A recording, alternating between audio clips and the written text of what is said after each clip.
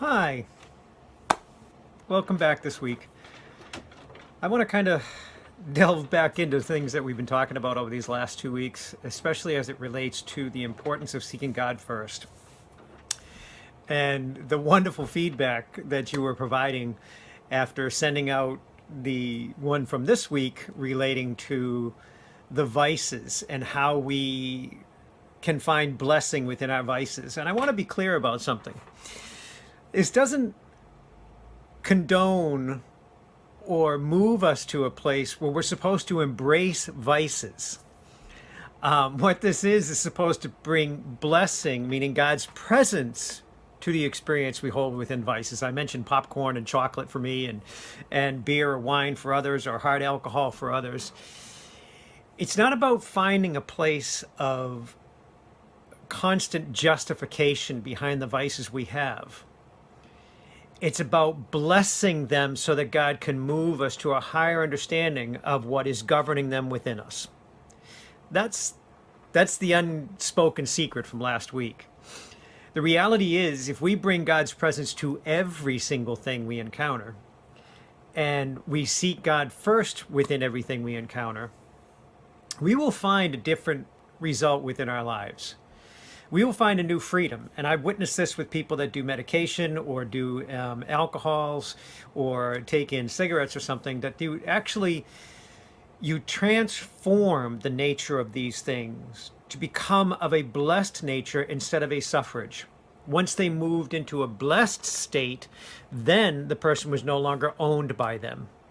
Then they could set them aside with ease or choose not to engage with them. So I don't wish to steal this opportunity from you to actually discover this on your own. But based upon some of the feedback I've seen from people, they're like, this is so beautiful. This is amazing. This is so clear and it speaks truth to my heart. But does that mean I have to give up coffee? Or I have to give up my glass of wine? And the reality is that's entirely your journey. That's not mine to say.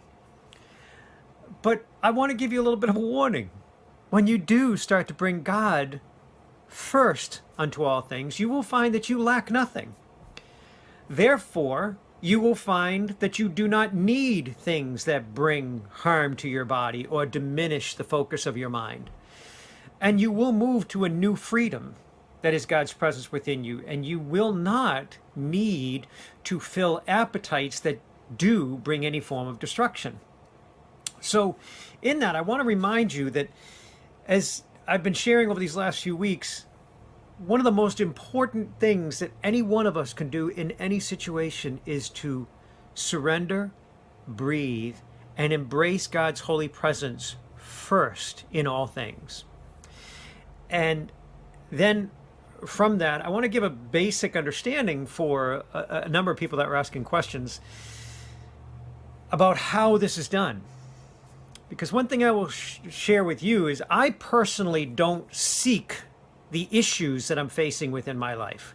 So if I encounter something of a spiritual nature, or if I come upon a situation that is challenging me in one way or another, or I'm dealing with something that I'm witnessing upon the earth that is obviously and definitively demonic coming out of the corporate body of humanity, then I engage in God's presence and pray.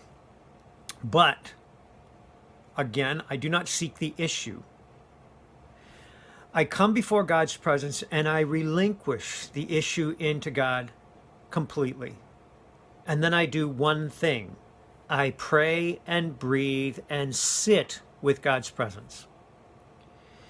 As you've known, some of you have known, I've had to deal with a lot of things throughout the ministry and a lot of things within the world through my business and different experiences that I've encountered.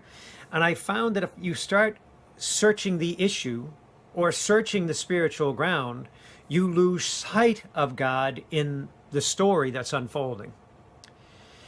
And in my heart, I believe the most important thing we can do is to let go of these things, to submit ourselves to God's presence completely, look directly into the heart of God's presence, and not seek the issue. And what happens is that you begin to find that your breath becomes more even. You find a deeper breath within your body. And as you're breathing on first breath, second breath, or third breath, You will find that God will reveal things within you, whether it's concern, fear, anxiety, confusion, whatever happens to be rising. That is the time over that beginning stage of breath to relinquish those things into God, to relinquish the experience that you may have just encountered of a spiritual nature, and embrace wholly and completely the one thing you hold is God's presence within you.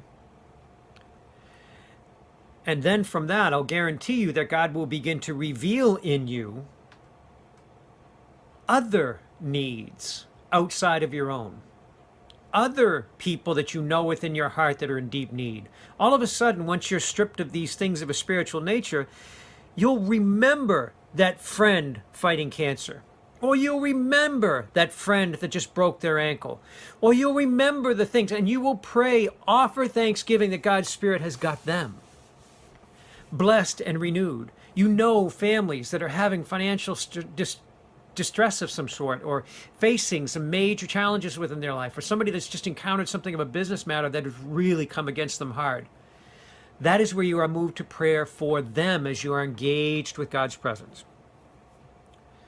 Not out of supplication, not out of suffering, but offering thanksgiving that God revealed them to you, and that you trust and release these thoughts and concerns into God's holy embrace so that they might be covered in God's Spirit, recognized and known of God's Spirit, and freed from any spiritual lack that they may be encountering within their lives. So, if you again release the issues that you seek, release the concerns that you hold upon your heart, center in upon the one presence that is God within you, breathe deep, breathing deep in God's presence, embracing the holy truth that if you seek God first within all things, there will be no mystery, there will only be understanding. And as you are moved from a place of relinquishing, releasing, then offering thanksgiving for that which is God within, and God within those people that are revealed to you in a point of need, you will then be shifted to a place of peaceful reckoning, clarity, understanding, and the holy understanding that God will guide you in your steps.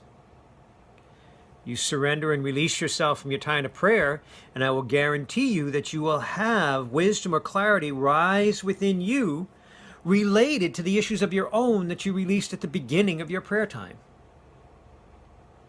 So again, it's a very simple process to relinquish your personal experiences, the spiritual things that you may have witnessed, whether it's the spirit of confusion, spirit of sadness, spirit of grief, spirit of sorrow, whatever's going on, spirit of fear, spirit of anxiety, these different things. These are the captives that Yeshua named.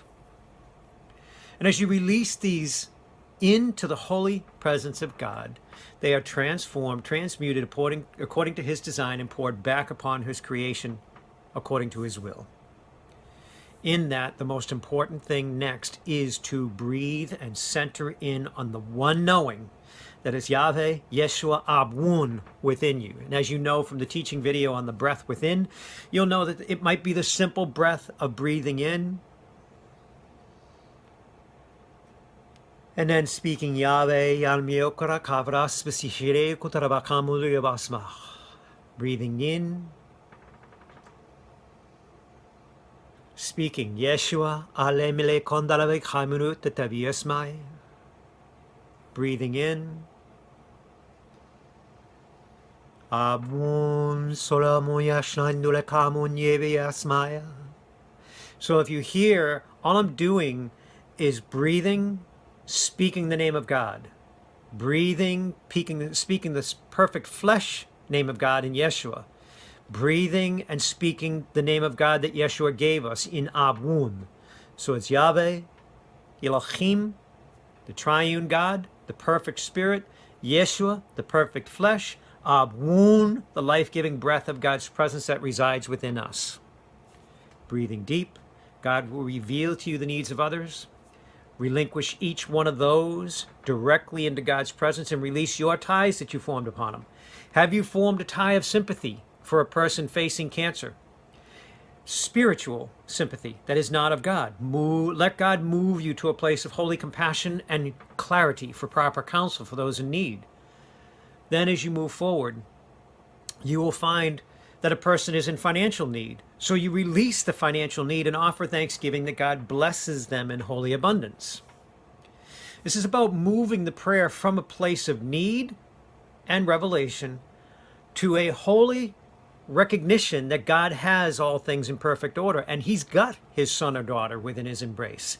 And when you release your ties upon the situations they evidence to you, you will find that God will bring you a peace, a clarity, and understanding.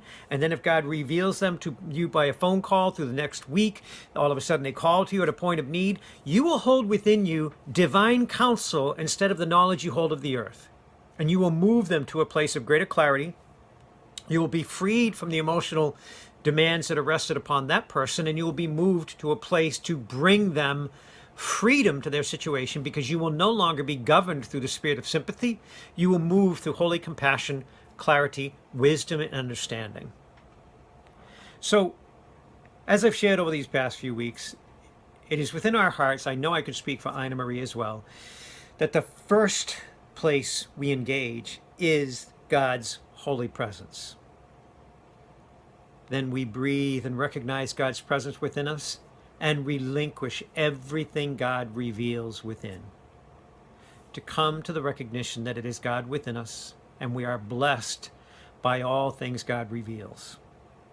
That's what Yeshua said, to receive all things in blessing. You've heard the teachings on that within Grace Healing before, and the reality is, in my understanding, there's a lot of stuff that happens on this earth that ain't so much fun. But if you do seek God first within those settings, you will find the peace that is present within it.